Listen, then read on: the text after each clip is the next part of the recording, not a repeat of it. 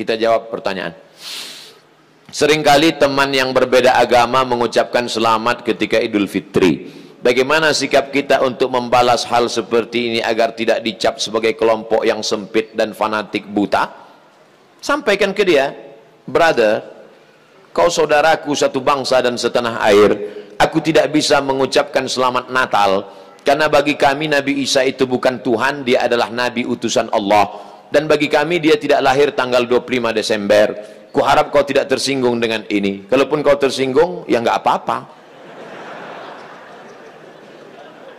Saya punya sahabat tidak Islam, tapi saya sampai hari ini masih teman baik. Dan dia tidak tersinggung karena dia tahu keyakinan saya. Itulah makna persahabatan. Persahabatan itu seperti kepompong, berawal dari ulat menjadi kupu-kupu. Persahabatan itu kan saling memahami, saling mengerti. Bukan kita mengorbankan akidah kita. Bukan berarti dia ucapkan Idul Fitri 1 Syawal, mohon maaf zahir dan batin, lalu kita balas dengan ucapan yang sama. Tapi di hari baik, di hari yang lain, saya tetap datang bersilaturahim.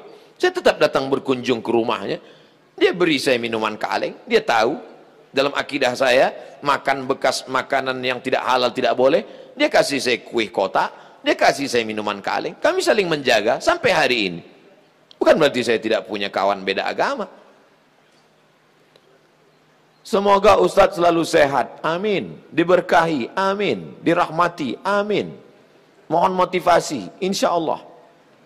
Pemuda yang berhijrah terkadang merasa putus asa karena selalu teringat dosa di masa lalu. Kalau kau masih ingat dosa, alhamdulillah. Yang khawatir justru kau nggak ingat dosa. Setelah hijrah kau merasa sudah menjadi penghuni surga, yang lain masuk neraka. Setelah hijrah, bapaknya masuk neraka, emaknya masuk neraka. Yang masuk surga cuma dia, istrinya, sama gurunya. Di kaplingnya surga itu. Memang dia panitia akhirat. Orang yang diterima taubatnya, ketika dia mengenang dosa-dosanya di masa lalu, maka hatinya hancur lebur, air mata tak tertahan menetes. Itu orang yang taubat nasuha. Ini sekarang punya banyak juga yang hijrah ini. Ustadz, saya ini dulu nakal. Kartu kuning sudah datang.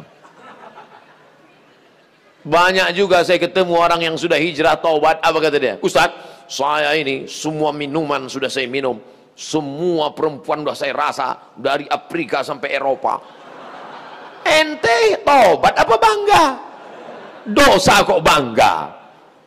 Ini yang taubatnya diterima Allah SWT.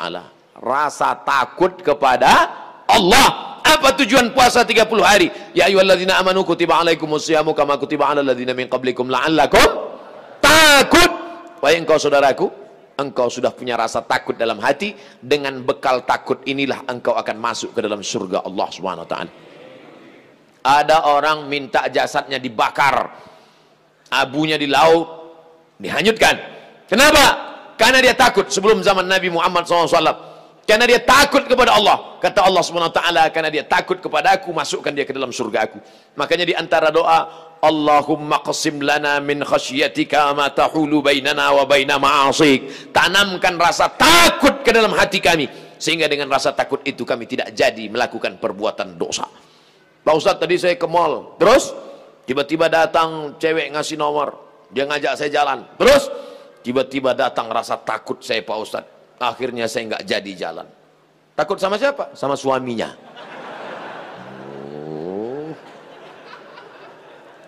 Untuk masyarakat Indonesia yang beragam, bagaimana model bertetangga yang diajarkan Islam dalam menghadapi perbedaan keyakinan dan latar belakang etnis? Saya nyewa rumah ngontrak di Mesir di lantai bawah. Di atas namanya Baba Yosef Hana. Baba Yosef Hana, agamanya Kristen Ortodok. Saya bertetangga 2 tahun, dari tahun 2000 sampai 2002. 2002 bulan November pulang. Suatu ketika kami datang mengadu ke Baba Yosef. Baba Yosef, kami tidak sanggup lagi bayar uang sewa rumah. Karena Baba Yosef mengatakan sewa rumah mesti saya naikkan. Karena saya kena kanker. Saratan bahasa Arabnya, saya kena kanker nak. Maka sewa rumah mau kami naikkan. Kalau Baba Yosef menaikkan sewa rumah, apa boleh buat? Kami pindah dari rumah ini, Baba Yosef. Kenapa? karena kami juga lebih dahsyat kanker kantong kering. Tahun 98, 99, 2000 krisis moneter. Apa kata Bapak Yosef? Kalian jangan pindah, tetaplah di rumah ini. Setiap acara Pak Dubes datang, Bapak Yosef kami undang makan bersama. Dan dia juga tetap baik dengan kami. Kami tahu kami berbeda, maka mengucapkan tidak assalamualaikum, tapi kalau ketemu sabahal khair, selamat pagi, sabahan nur, selamat siang, masa al khair, selamat petang, selamat malam. Kami saling menjaga. Apakah karena berbeda lalu kemudian kami berkumpul bersama? Ini tuan rumah beda agama, mari kita siapkan pisau dapur, kita bunuh dia malam-malam. Wala ana abidum ma'abattum wala antum abiduna ma'abud lakum dinukum waliyadin. Kami tetap bisa bekerja sama. Di Indonesia, tetangga dekat rumah saya non muslim, kami bertetangga, tidak pernah konflik sampai hari ini. Mereka saya khawatir yang ribut-ribut di internet ini yang nggak bertetangga malah ribut. Manusia gagal paham.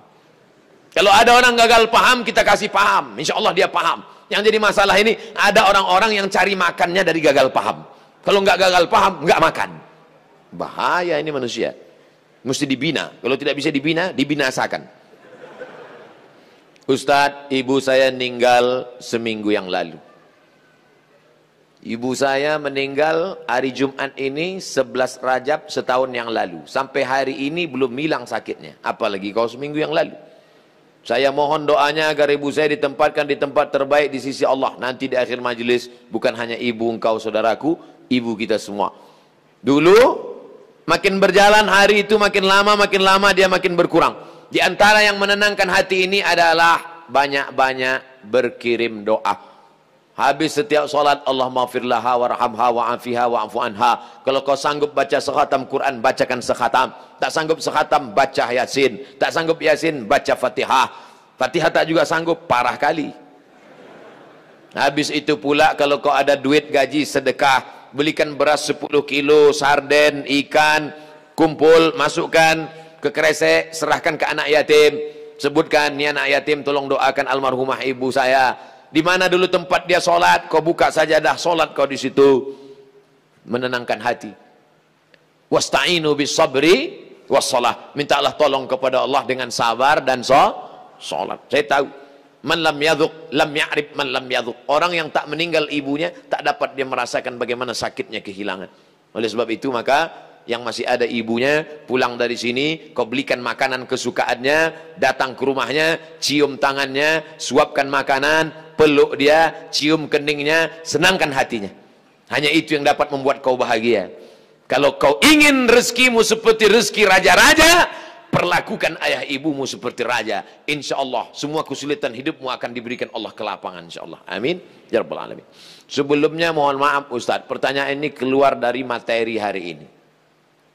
Belakangan ini saya lihat banyak perkumpulan orang-orang atau komunitas mengaku Islam modern atau Islam yang bersatu dengan budaya. Bagaimana cara kita memandangnya agar kita tidak disebut musyrik dan diterima di kalangan masyarakat sebagai pecinta budaya daerah? Ini pertanyaannya umum. Kalau mau nanya ke saya masalah hukum fikih, sebutkan secara spesifik satu contoh kasus. Karena kalau cerita masalah budaya, maka saya pecinta budaya. Peci ini agama atau budaya? Budaya. Mana ada hadis Nabi, sahabat, tabi'in, Imam Syafi'i pakai peci? Ini budaya. Saya pakai budaya ini sekarang. Maka kemana-mana saya mau menunjukkan budaya. Ketika di Maroko pun waktu sidang S3 saya pakai ini. Saya mau menunjukkan saya orang Indonesia. Saya pakai batik. Batik itu budaya? Budaya. Apakah salah saya pakai peci dan batik? Tidak. Ada juga orang mengatakan, jangan pakai batik gambar burung, nggak boleh dibawa sholat. Kenapa? Karena dalam burung itu ada tai. Gimana ceritanya? Saya yang bodoh apa dia yang pintar? Selama budaya itu tidak mengandung unsur kemusyrikan, merusak akidah, maka ada syarat dan ketentuan berlaku. Wala ana abidum ma'abattum wala antum abiduna ma'abud lakum dinukum waliyadin. Karpet ini agama atau budaya? Budaya. Karpet ini budaya. Masjid Nabawi yang asli nggak ada karpetnya. Ini berapa kali budaya. Ini lagi membuat bunga-bunganya. Ini budaya semua nih. Bunganya mati lagi. Oleh sebab itu maka bahkan masjid kita pun banyak budaya. Ini bangunan melengkung di tengah. Tiang melengkung di tengah disebut dengan kubah. Kubah itu budaya dari Bizantium, Romawi. Makanya bangunan-bangunan Romawi, coba tengok gereja-gereja ortodok di Moskow pakai kubah. Orang yang tidak ngerti dia tengok, loh kok ada masjid di Moskow? Padahal itu katedral. Bangunan itu adalah budaya Eropa, budaya Bizantium, budaya Romawi kuno, diambil. Maka tidak jadi masalah karena tidak terkait dengan akidah. Begitu juga dengan tiang menara masjid. Itu bukan agama, itu budaya. Karena dulu di Mesir ada namanya tiang tinggi tempat api di tepi laut supaya para nelayan kalau tengah malam jangan sampai kapalnya nabrak ke pantai. Maka disebutlah tempat itu mercusuar, sehingga di tengah malam dia ngelihat. Waktu itu belum ada GPRS. Maka dia lihat, oh kita udah dekat di tepi pantai, maka layar mesti diarahkan ke melawan angin supaya kapal tidak laju, supaya tidak kencang. Lalu kemudian ketika orang Islam melihat ada menara tinggi, apinya dibuang, muazzinnya naik ke atas. Allahu Akbar, Allahu Akbar. Sekarang muazzinnya di bawah, mikrofonnya ke atas, sound systemnya di atas. Sekarang nggak ada lagi kabel, wireless. Ini semuanya budaya. Selama budaya itu tidak merusak akidah, maka boleh. Yang nggak boleh itu budaya celana pendek. Kenapa? Karena melanggar syariat Islam. Nampak pangkal paha dan lutut. Tidak sah salat. Selama budaya tidak melanggar akidah, maka dia boleh dilaksanakan. Budaya itu apa Pak Ustaz? Hasil cipta karya karsa manusia.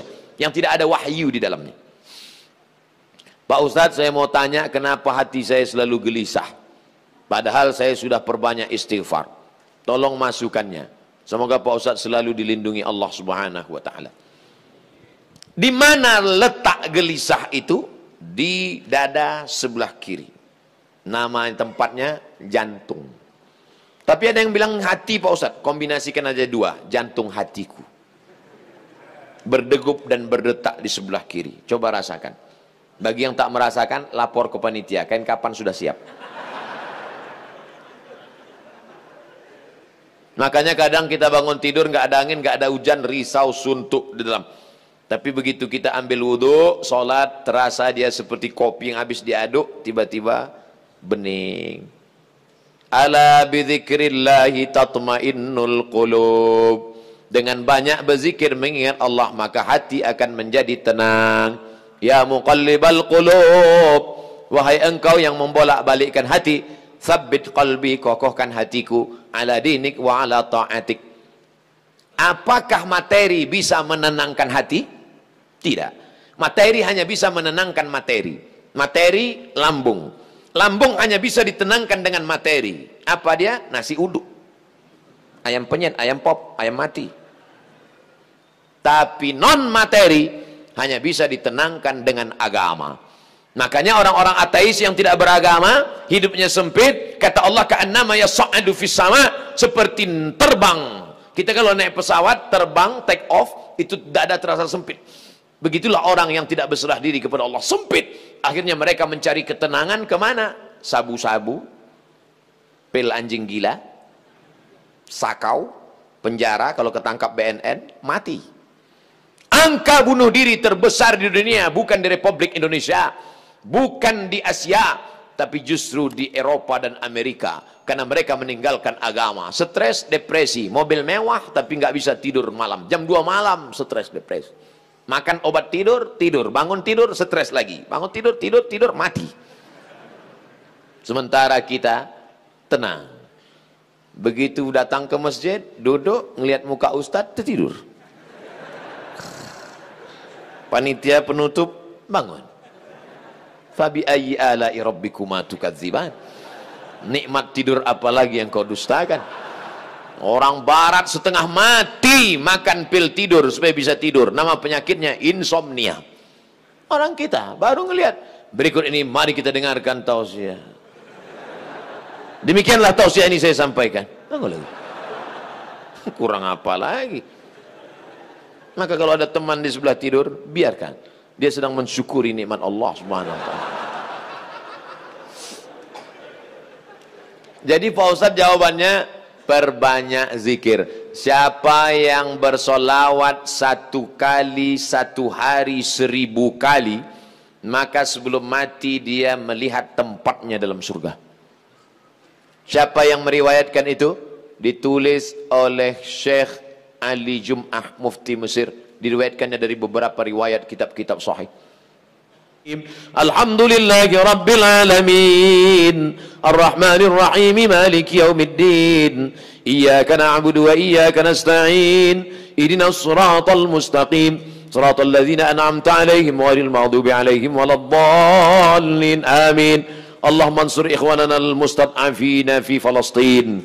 Tolong saudara kami sedang teraniaya di Palestina, di Rohingya, di Uighur, yang terakhir di India. Ya Allah, qawi imanahum, kuatkan iman mereka, sahih ajsadahum, sehatkan badan mereka, waj'alhum minal mujahidina fi sabilik, jadikan mereka orang-orang mujahid di jalanmu ya Allah, waj'alhum minas syuhada al-maqbulin, jadikan mereka orang-orang yang mati syahid, diterima amalnya ya Allah. Allahumma dafa'an al-ghala wal waba wal fasha wal riba wal zina wal munkar. Selamatkan negeri kami dari segala malapetaka, bencana, riba, zina, narkoba, perbuatan keji dan munkar.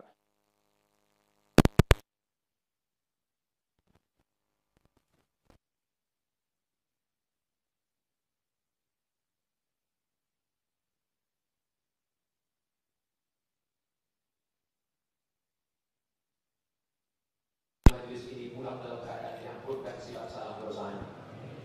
Allahumma ja'alna banana wa banatina min hafazil Qur'an wal hafizat. Jadikan anak-anak kami menjadi para penghafal Al-Qur'an. Minal mujahidina fi sabilik bi amwalihim wa anfusihim. Mereka menjadi pejuang menolong agamamu dengan harta dan nyawa mereka ya Allah. Allahumma ja'al akhir kalamina inda tiai ajalina. Jadikan akhir kalam kami ketika ajal kami tiba, saat malaikat maut mencabut nyawa. Ketika itu keluar dari mulut kami.